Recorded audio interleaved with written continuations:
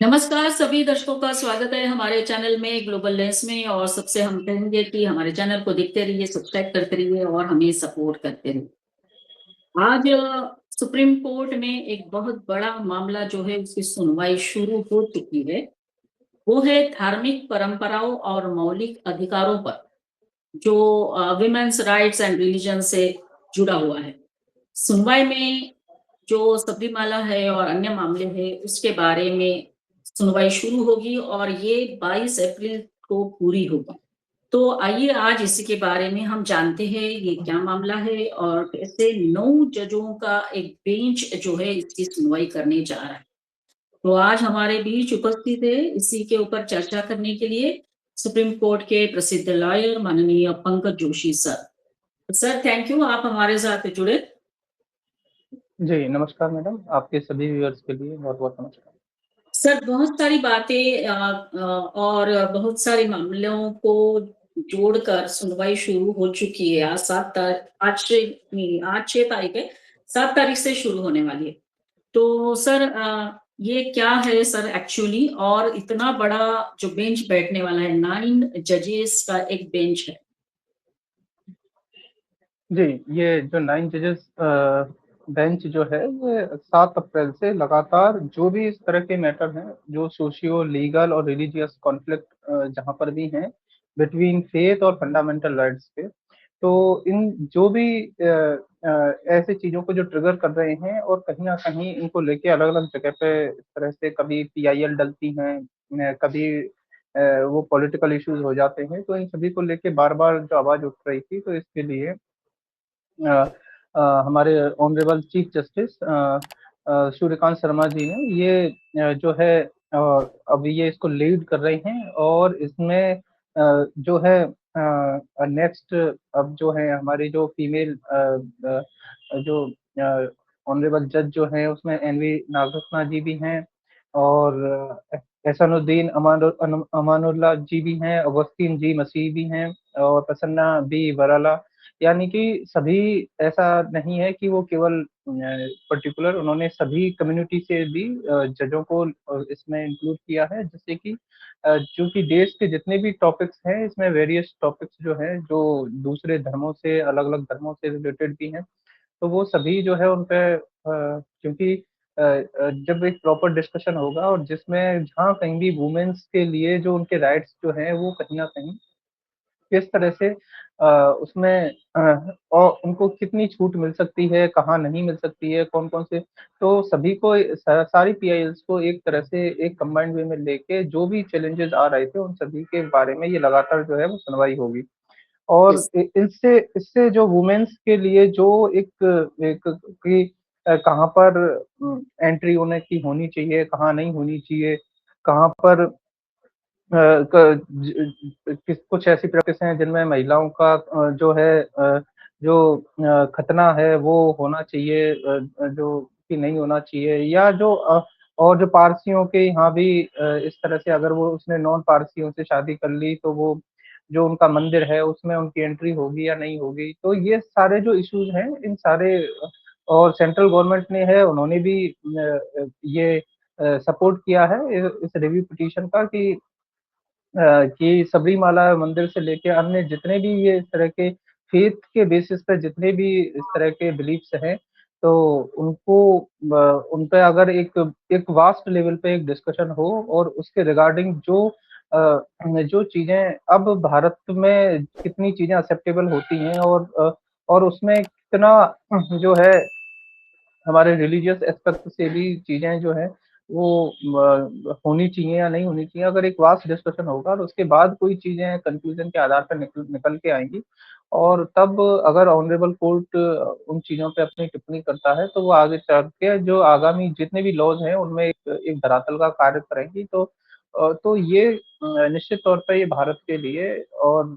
ये बड़े ही अच्छे आगे के जितने भी कॉन्फ्लिक्ट्स हैं,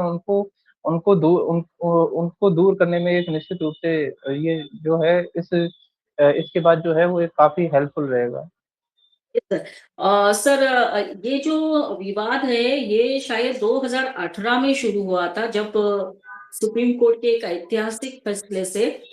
ये फैसला शायद इंडियन यंग लॉयर्स एसोसिएशन बनाम केरल सरकार मामले में आया था, जहां भगवान अयप्पा से जुड़े सबरीमला मंदिर में 10 से 50 साल की महिलाओं के जाने पर रोक थी। सुप्रीम कोर्ट ने उसे हटाने का फैसला लिया था। हुँ। जी, निश्चित तौर पर ये जो केरला का जो इश्यू जो था, उसके बाद से ये जो कंट्रोवर्सी जो है वो स्टार्ट हुई थी, क्योंकि जो सबरीमाला का जो वर्डिक्ट जो था, और इसमें Indian young lawyers association versus state of Kerala जो केस जो था, इसमें जो 10 साल से लेके और 50 साल तक की एज की जो महिलाएँ थीं, उनको जो सबरीमाला टेम्पल जो कि भगवान अयप्पा के लिए डेडिकेटेड है, उसमें एंट्री के लिए जो है वो रोक लगा दी थी। और जो सुप्रीम कोर्ट जो है उसने इस रेस्ट्रिक्शन को जो है उसको स्टक डाउन कर दिया था, तो उसके बाद सभी की जो है वो एंट्री अलाउ हो गई थी। और उसके बाद ये जो है एक पूरे केरल में इसके अगेंस्ट जो है वाइड स्प्रेडली एक जो है प्रोटेस्ट शुरू हुआ। और जो लॉर्ड अयप्पा जो है उनको क्योंकि एक तरह से जो नैस्तिक जो ब्रह्मचारी है उनको माना जाता है। और वहाँ पर एक जो महिलाओं के लिए जो एक प्रतिबंध है वो डाइटी विशेष के लिए है। तो तो इस तो जो महिला जो भी वहाँ पर इस तरह के श्रद्धालु हैं, तो वो जो एक क्या तो उसमें जो नियम जो बनाए गए हैं उनका पालन किया जाए, तो ये पर्टिकुलर उस टेम्पल विशेष के लिए वहाँ की जो है वो रिचुअल्स है। तो अ, अब ये जो रिव्यू पिटीशन जो आई है, इसमें इन्हीं सारे कॉन्स्टिट्यूशनल जो भी कंसर्न्स हैं, क्योंकि आर्टिकल 25 हो, आर्टिकल 26 हो, वो निश्चित तौर पे राइट टू प्रैक्टिस देते हैं। और कि रिलीजन को आप अपने बिलीफ के अकॉर्डिंग जो है वो आप उसको प्रैक्टिस करिए। लेकिन जहाँ इस तरह के जो इश्यूज आते हैं जिसमें जो जैसे कि ये जो लॉर्ड अयप्पा का है, तो इस तरह के जो डिसीजन है वो कहीं न कहीं उसमें किसी न किसी रूप में एक तरह से वो जो बाधा है वो आई है। तो इसलिए सबरीमाला का इश्यू और भी अदर इश्यूज जो भी हैं, इन सभी पे एक जो ब्रॉडर डिस्कशन हो, ब्रॉडर उनका क्या इम्प्लीकेशन होता है, तो उन सभी को लेके जो है कोर्ट ने फिर डिसाइड किया कि ये जो हियरिंग जो होगी वो केवल सबरीमाला का जो केस जो है केवल वहीं तक नहीं रहेगा। इस इसमें सारी अदर जो पिटीशन हैं उनको भी एग्ज़ामिन किया जाएगा कि मस्जिद में जो औरतें हैं उनकी नमाज़ पढ़ते समय उनकी एंट्री अलाउ रहेगी कि नहीं रहेगी। और अगर पारसी वुमेन जो है उसको उस पे रेस्ट्रिक्शन लगाए जाएँगे, कि अगर उसने नॉन पारसी किसी व्यक्ति से शादी कर ली है, तो जो अग्यारी जो बोला जाता है, उनका जो फायर टेम्पल है, उसमें उनकी एंट्री अलाउ करनी होगी या नहीं करनी होगी। और जो दाऊदी बोहरा कम्युनिटी में जो महिलाओं के जननांगों के साथ जो खतना प्रक्रिया जो रहती है, तो वो सारी अलाउ की जाए या ना की जाए, तो ये सारे जो मैटर्स हैं, वो सब सारे एक साथ जो हैं वो सुप्रीम कोर्ट में रहेंगे। और इन सारे चीज़ों में कॉन्स्टिट्यूशनल क्वेश्चन जो आ रहा था, वो यही आ रहा था कि जो हमारा जो बिलीफ जो है उसमें रिलीजन के साथ इक्वालिटी, लिबर्टी और डिग्निटी जो है वो किस तरह से मेंटेन हो। तो इन सारी चीज़ों को जो कोर्ट जो है वो एग्ज़ामिन जो है प्रॉपर वे में करे। और साथ में जो एक मॉरलिटी जो रहती है रिलीजन विशेष की, और एक कॉन्स्टिट्यूशनल मॉरलिटी जो रहती है, दोनों जो है वो इंटरकनेक्टेड होते हुए जो देश के लिए किस तरह से पॉजिटिविटी जैसे देश में बढ़े। और आगे इनमें जो लगातार जो पीआईएल जो भी पब्लिक इंटरेस्ट में जो डाली जा रही थी, वो फिर किसी पर्टिकुलर एक रिलीजन विशेष को लेके टारगेट ना हो, जिससे कि माहौल जो है वो खराब ना हो। और आगे इसमें जो भी आर्गुमेंट्स होंगे वो लगातार चलेंगे। और ये जो फाइनल जो प्रोसीडिंग्स है वो 22 अप्रैल तक इसमें रहेगी, वो कंक्लूड होगी। और उसके बाद जो भी क्योंकि इसमें अमिकस क्यूरी के रूप में जो सीनियर एडवोकेट के परमेश्वर जी हैं, वो फिर बात आगे जो है वो रखेंगे। तो ये चीज़ें जो हैं, क्योंकि अब हमारा जो भारत जो है इस मैच्योरिटी की तरफ आगे बढ़ रहा है कि जहाँ पर अब हमें कुछ कितना इम्प्रूवमेंट करना चाहिए अपने आप में, और कुछ चीज़ें जहाँ पर्टिकुलर फेथ के इश्यूज़ हैं, उन पे किस तरह से डिस्कशन करना चाहिए। तो ये निश्चित तौर पे इससे जो है वो एक काफ़ी ये मैटर अपने आप में ही देश के अंदर एक पॉजिटिविटी को बढ़ाता है और जो भी जो डिस्कशन होगा इससे निश्चित तौर पे जो है एक पॉजिटिविटी देश के अंदर आगे बढ़ेगी। ये सर। सर अभी जब सुनवाई होगी तो सर कुछ सवाल जो है उसके ऊपर चर्चा करने वाले हैं। पहला तो ये है कि धार्मिक स्वतंत्रता से जो अधिकार और दूसरे मौलिक अधिकारों के बीच क्या संबंध है या नहीं है, इसके बारे में। फिर सार्वजनिक व्यवस्था, नैतिकता और स्वास्थ्य का दायरा क्या है? फिर नैतिकता शब्द की सीमा क्या है और क्या इसमें संवैधानिक नैतिकता शामिल है? फिर अनिवार्य धार्मिक प्रथाओं की पहचान में न्यायिक समीक्षा का अधिकार कितना है? ऐसे सर काफ़ी सारे सवालों के ऊपर चर्चा होने की संभावना जताई जा रही है। जी। अ, ये जो सारे जो पॉइंट जो है कि रिलीजन को रिलीजन और क्योंकि जैसा कि हिंदू धर्म के अनुसार जो महिलाओं को जो सम्मान दिया जाता है या महिलाओं को रिलीजन में जो सर्वोच्च स्थान जो मिलता है, क्योंकि गुरु के रूप में भी पहला स्थान माता को दिया जाता है और उसके बाद बाकी चाहे घर की एक्टिविटियां हो चाहे रिश्तेदारी की हो, उन सभी में जो भी एक प्रैक्टिकल वे में हो, तो हमारे यहाँ महिलाओं को का जो एक जो सम्मान रहता है, जब दूसरे जब फेथ की बात करते हैं, क्रिश्चियनिटी की या मुस्लिम फेथ की जब बात करते हैं, तो उनमें जो महिलाओं को एक सेकेंडरी पोजीशन पे रखा जाता है। तो यस। तो इन सारे डिस्कशन से ये निकल के आएगा कि वहाँ की जो महिलाएँ हैं, जो एक अपने आप को एक अलग महसूस करती हैं, तो उनकी जो जेंडर इक्वलिटी है, वो थोड़ा-सा कहीं न कहीं हो और जेंडर इक्वलिटी के नाम पे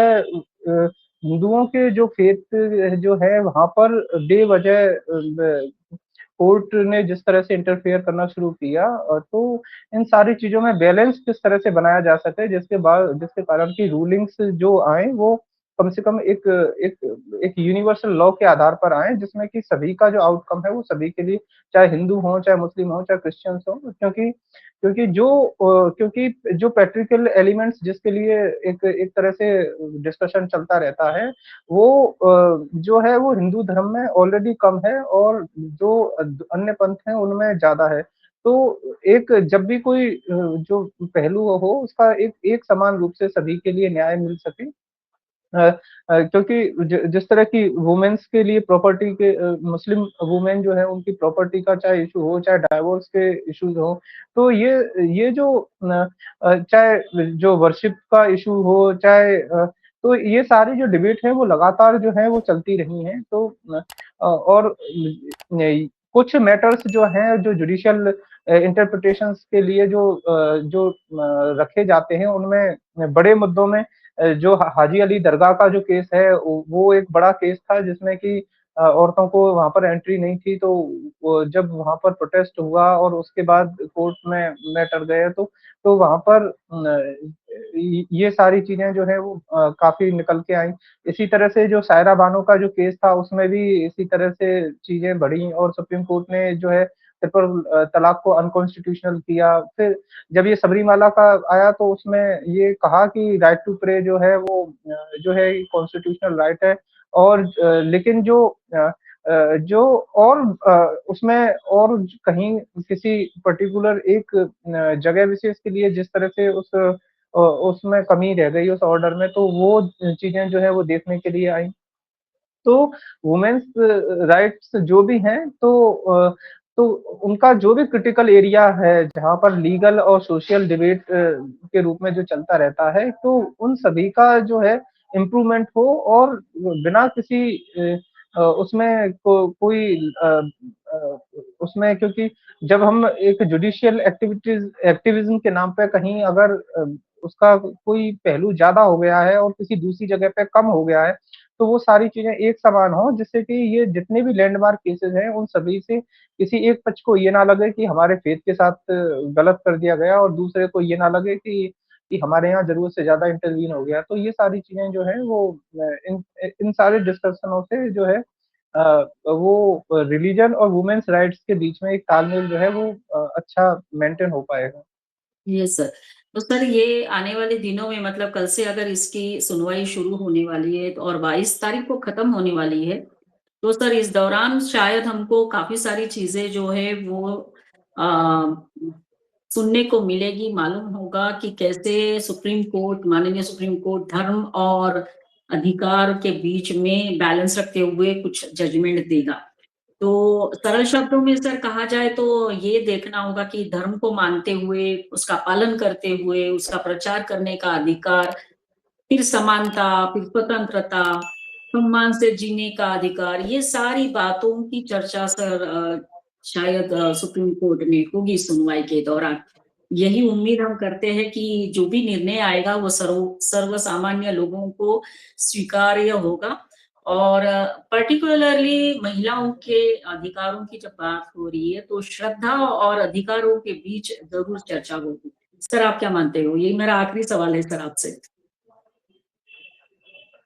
हुँ, देखिए निश्चित तौर पर जो भी फ़ेथ है, बिलीफ है और जो एक लंबे समय से जो चला आ रहा है तो उसमें क्योंकि हिंदुओं को लेके तो कोई उसमें डिस्प्यूट है ही नहीं क्योंकि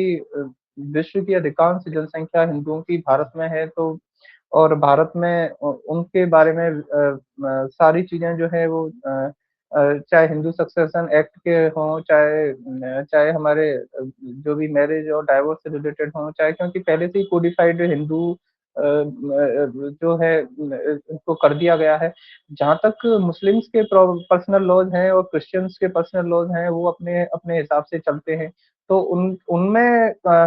कई ऐसे इश्यूज हैं कि जो इंडिया में लोकल लेवल पे चल रहे हैं लेकिन जो मुस्लिम्स के जो चाहे सऊदी अरब है चाहे इराक है ईरान है जो उनके मुस्लिम देश है वहाँ पर वो चीजें हैं वो प्रथाएं हैं उस अनुसार नहीं है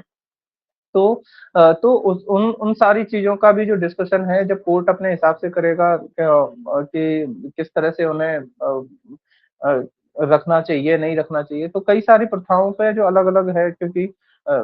जैसे भारत में देवदासी प्रथा पे ज़रूरत से ज़्यादा डिस्कशन होता है, नन्स की प्रथा पे ज़्यादा नहीं होता है या या किनको एंट्री जो है वो किस तरह से अ, मुस्लिम उनको क्योंकि सऊदी अरब में महिलाएँ वो जा सकती हैं, वहाँ पे उन्होंने अलाउ किया है इस समय तो और यहाँ की मस्जिदों में वो नहीं जा सकती हैं, तो ये सारे जो राइट्स जो हैं वो जब एक बड़े लेवल पे जब डिस्कशन चलेगा और उसमें जो पर्टिकुलर रिलीजन से जुड़े हुए जो जजेस हैं, वो अपना भी डिस्कशन रखेंगे साथ में जो हाँ, और उसमें और भारत में और जो दूसरे देशों में किस तरह से है और भारत के लिए क्या उचित है और भारत की जनता क्या उचित मान सकती है और उसमें उसमें कितना जो है वो तो इन सारी चीज़ों पे जब एक बड़े लेवल पे जब डिस्कशन होगा क्योंकि उसमें कोई ज़रूरी नहीं है कि वुमेन्स को राइट्स के नाम पर सारी सुविधाएँ दे दी जाएँ या इस तरह से कोशिश कर दी जाए कि जिसके कारण कि समाज के दूसरे वर्ग को ये लगने लग जाए कि वुमेन्स को ज़रूरत से ज़्यादा जो है एक एक्स्ट्रा प्रोटेक्शन या उन्हें एक एक्स्ट्रा लेवरेज जो है मिल रहा है। अगर उसमें कहीं इस तरह का भी है कि जैसे रिलीजन पे कहीं आघात पहुँच रहा है, तो उसमें क्योंकि कुछ चीज़ें समय के साथ-साथ इम्प्रूवमेंट होती हैं और उसमें जो एक थोड़ा जो टच ऑन जो एक हो सकता है जो वो कोर्ट का काम होता है तो उससे जो चीज़ें हैं समाज भी अव्यवस्थित नहीं होता है। तो ये सारी चीज़ें जो है वो डिस्कशन में पहले भी इसी बात के लिए चीफ जस्टिस सर ने और ऑनरेबल कोर्ट ने इन बातों को पहले ही ध्यान रखते हुए ये सारी चीज़ें की हैं कि इस तरह के कई सारे इश्यूज़ हैं।